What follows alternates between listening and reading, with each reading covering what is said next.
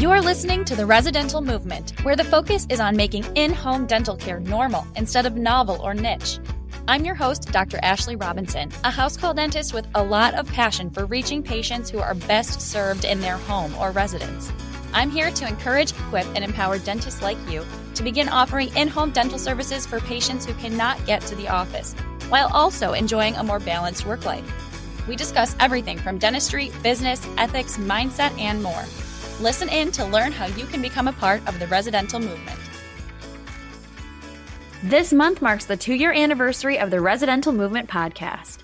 Episode number 1 2 years ago was all about why the world needs in-home dental care. And after 2 years of this little show, the world still needs in-home dental care. We need more house call dentists. That's okay though. There's been progress in the right direction here. So many of you have reached out to me for more information about this career, and I know a handful of you have already started your house call practices with help from our former membership or from Dental House Call Practice Academy. I also know we have a lot of new listeners who may go on to make moves in this dental house call space too. I'm so optimistic about the future for patients who are homebound. Someday, dental house calls will be unremarkable and widely available, and we'll live in a completely different world. Until then, I've got a story to share with you.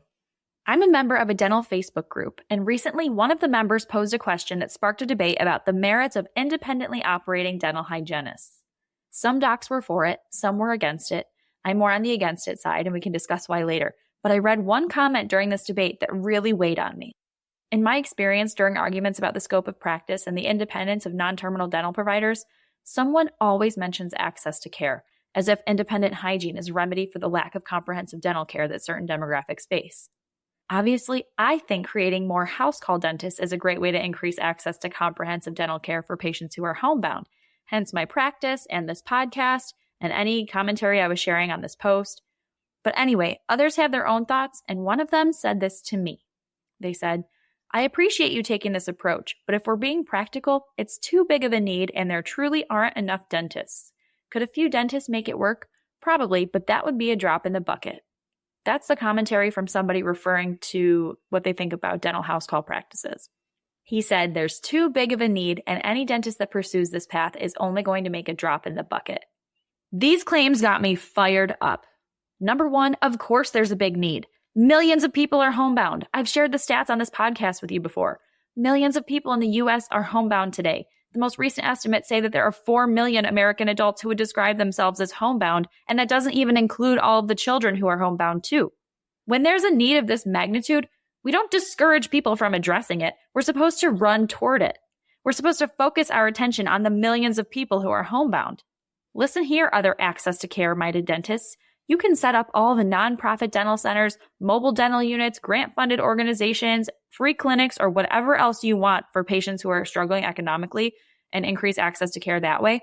But nobody is talking about patients who cannot physically get out of their home. The need is huge, and it won't get smaller unless we address it.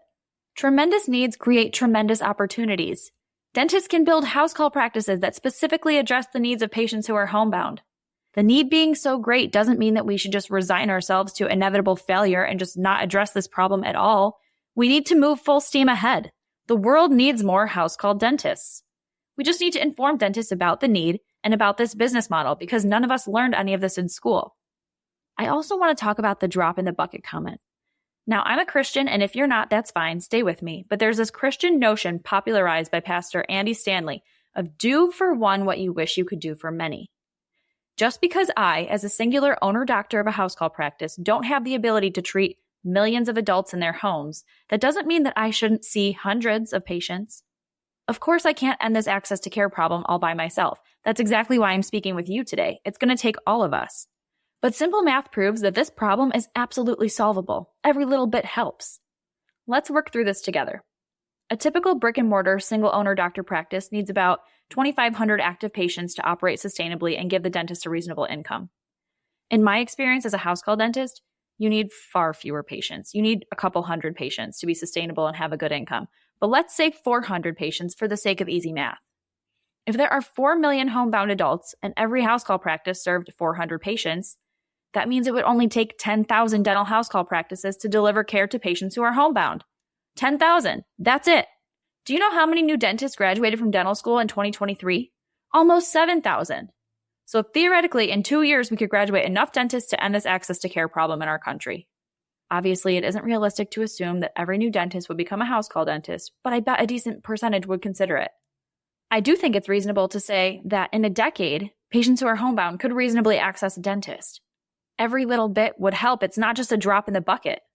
Honestly, until it came time to record this show, I had never really worked through the numbers like that. I just knew that this access to care problem could easily be solved. I knew it in my gut. But now I really know it. I've never been more confident that this problem is solvable. That naysayers comment in the Facebook group the other day really annoyed me. But I shouldn't have let it bother me. People who think a problem is impossible to solve are just not the right people to solve that problem. It's going to take people who are confident that the solution is possible. So if you are wondering if there's a great enough need for house call dentists, I can assure you that there's a great need. These patients need you, badly. If you are wondering whether or not we can really solve the access to care problem for patients who are homebound, patients with cognitive impairment, patients with disabilities, patients who are at the end of life, we can. It is absolutely possible to solve this problem. We can actually make a tremendous impact on the lives of individual patients and simultaneously create a more accessible society. We absolutely can. It's just going to take more boots on the ground. If you're ready to become a house call dentist, I'm here to help you. Visit the ResiDental Movement website, ResiDentalMovement.com, to learn about all of the ways I can help you get started because patients need you and they need you now. I can't wait to hear from you. We've got this. You've got this. Let's work for ourselves and for our patients because the world still needs more house call dentists. That's a wrap on this episode of the ResiDental Movement. If you like what you heard today, please leave a 5-star review and subscribe so you don't miss an episode.